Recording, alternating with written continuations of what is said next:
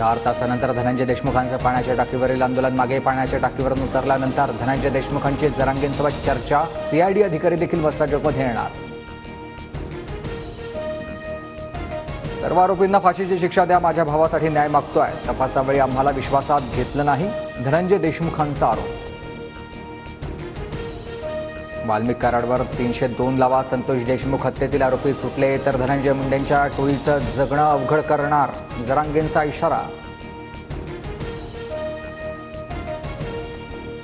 उद्या सकाळी 10 वाजेपर्यंत आमच्या मागण्या मान्य करा, अन्यथा सरळ गाव उद्या आत्मदहन करणार. मस्साजोगमधील गावकऱ्यांचा इशारा. 4 दिवसांपासून आमचं कुटुंब तणावात. आमच्या कुटुंबाचा जीव गेल्यावर प्रशासनाचे डोळे उघडणार का? संतोष देशमुखांची मुलगी वैभवी देशमुखचा संतप्त सवाल. आरोपींवर कडक कारवाई करणार अशी मुख्यमंत्री आणि उपमुख्यमंत्री शिंदेंची भूमिका. धनंजय देशमुखांनी अशा प्रकारचं आंदोलन करू नये. उदय सामंतांची भूमिका.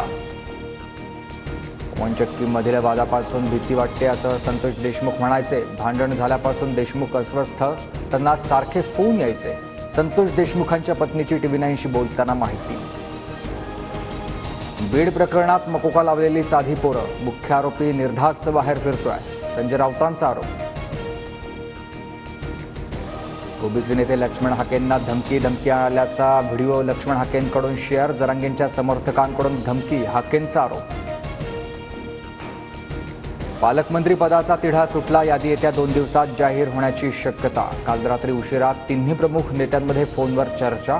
सूत्रांची माहिती.